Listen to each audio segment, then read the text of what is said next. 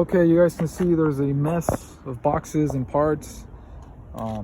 So we're breaking our brain trying to figure out how this thing works, but you need your steering arm from your old drum if you're doing drums. So steering arm, spindle, caliper bracket, and then the dust bracket, I believe it's called. And then you got the about mid-size bolts go through these bottom ones, and then the shorter one, which is this one, goes on the top. So they provide you for bolt size. Now it looks like we have some longer bolts. I don't know which one over here. We have some longer ones, and I can't seem to figure out why we got longer ones. So our guess so far, we might have to take this apart again, is that the longer ones are in case you have some sort of weird steering arm or like spindle. I don't know, maybe these are universal kits, so I'm pretty sure they'll provide you an extra set of bolts in case you need it. But so far we're gonna go with that. So we're just out here enjoying some pizza. It's like a freaking pack of cats out here. Like, dude, this is like a zoo out here. You should call the animal shelter or something there. Like, what the fuck? How do you animal control? Something. I don't know. PETA. Está bonito ese.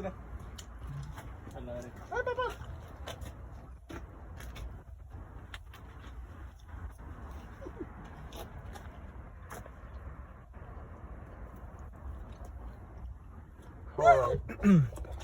So, after you remove your bottom control arm, you gotta do the top. Now, we're kind of lucky because we got this tool right here.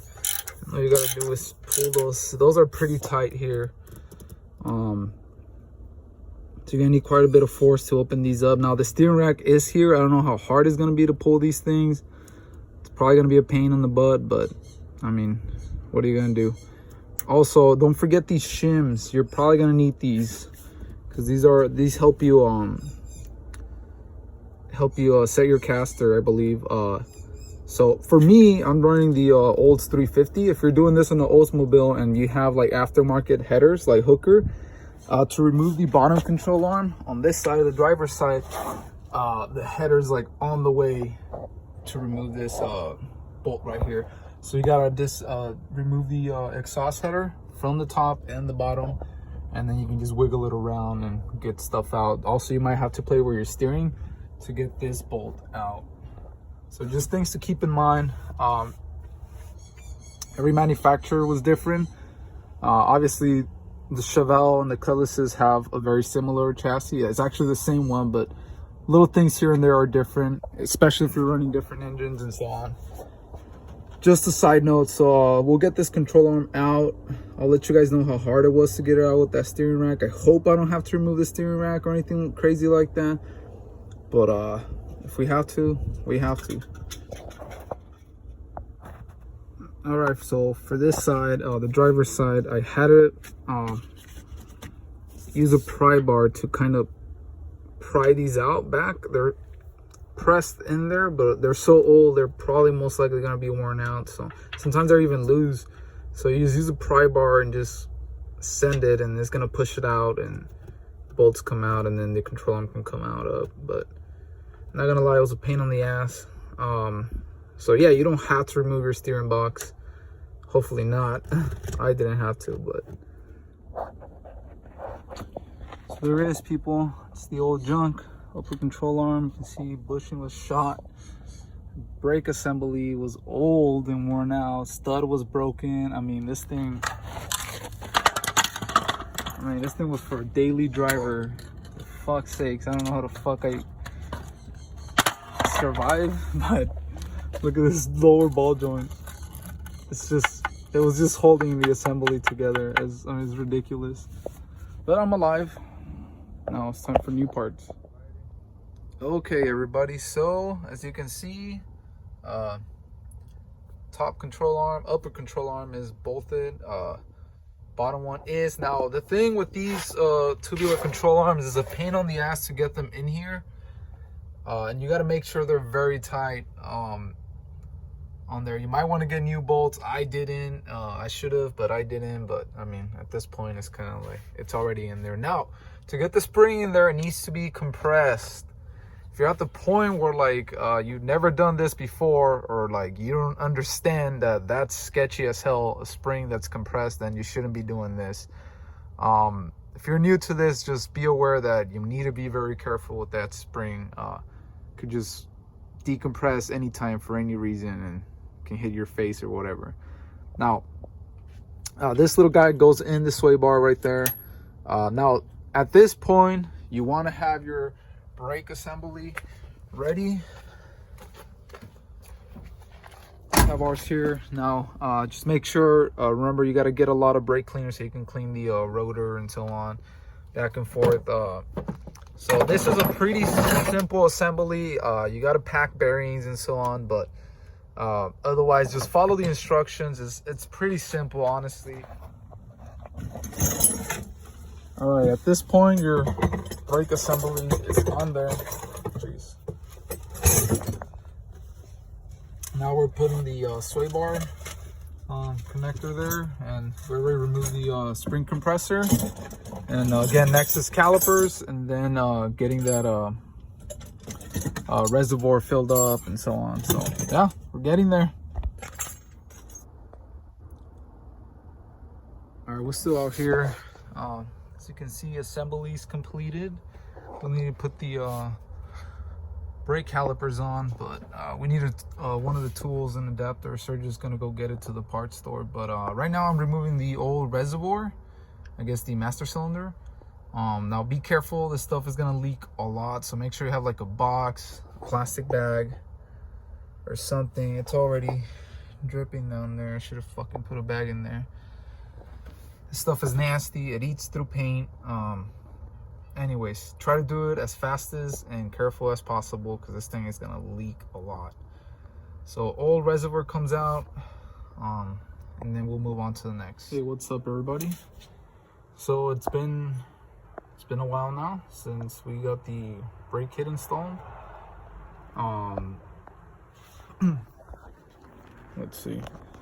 I wish I would have finished it on camera, but things got a little too tricky with recording, and Sergio's schedule was different, mine was different, so we're just going in and out trying to get it done. So we didn't record a lot, but I guess I'll just give you guys some tips here on how to, basically some tips on what we went through, I guess. Well, first of all, we installed this thing here. Obviously we got the vacuum out of the back of the carburetor.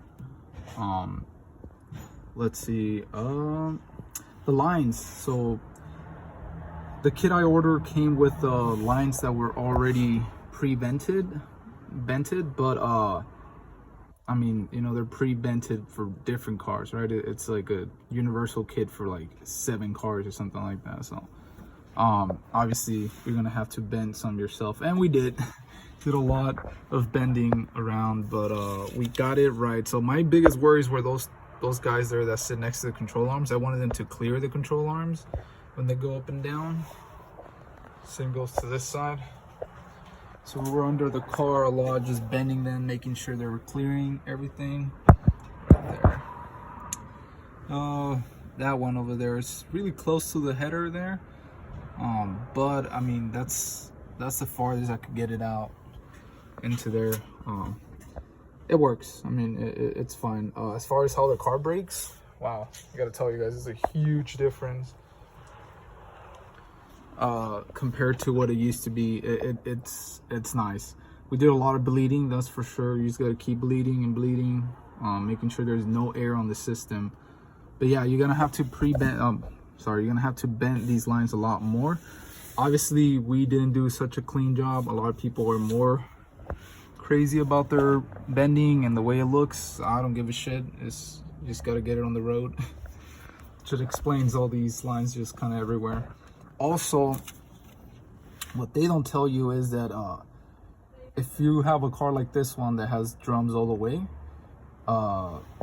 this line down here that goes into the valve, in the original car, well, in the original kit, it was all the way down there, on the frame. This part right here, the valve, it was all the way down there. So we threw the old one away, and what they don't tell you is that this line that goes to the rear brakes has to go up a lot more.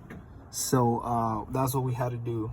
We had to bring it up, pull it, and then we got about like right there, and then we used one of the lines that was for the front brakes from the old setup, and then just kind of adapted it to here with some fittings and so on. It's not the prettiest job, but again, it's on the road.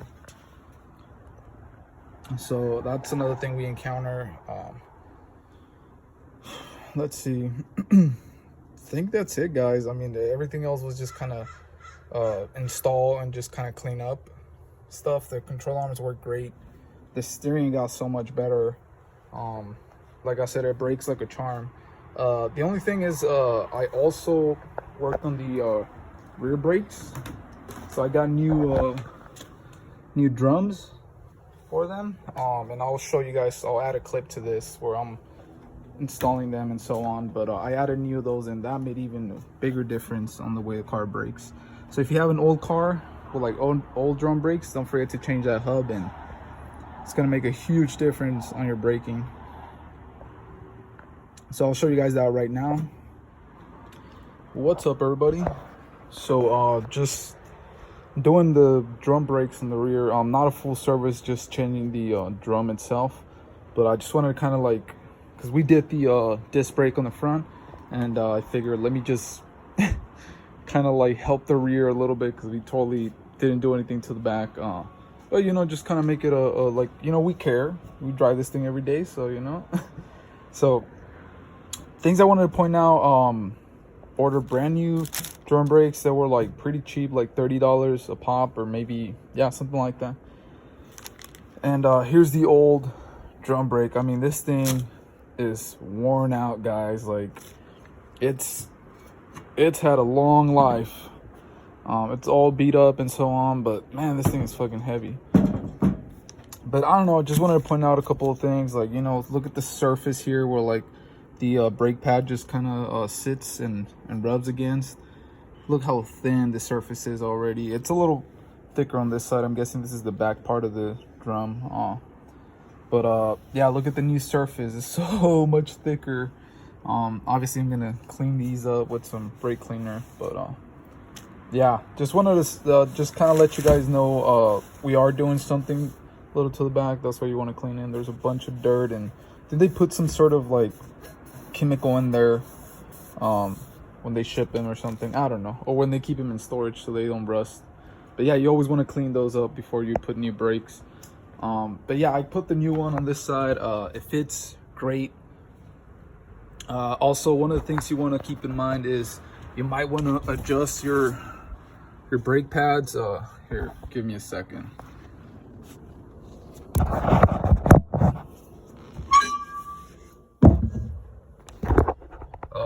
I'm just test fitting it right now, but yeah, this is the adjuster right here. If you spin up, sometimes it if you spin up, it's gonna start closing them. If you spin down, it's gonna push out. So these drums are gonna push out and rub against the wall and the inner part of the drum brake. Obviously, I need new brake shoes. These are probably crazy old, but I just ordered these. For right now, it'll be fine. Still got some surface left. But yeah, if you don't want to use your hands, sometimes if this thing can be rusted out or very stiff, there's a little hole right here where you can get a screwdriver through the back and just kind of pry it and spin the wheel. So that's always helpful.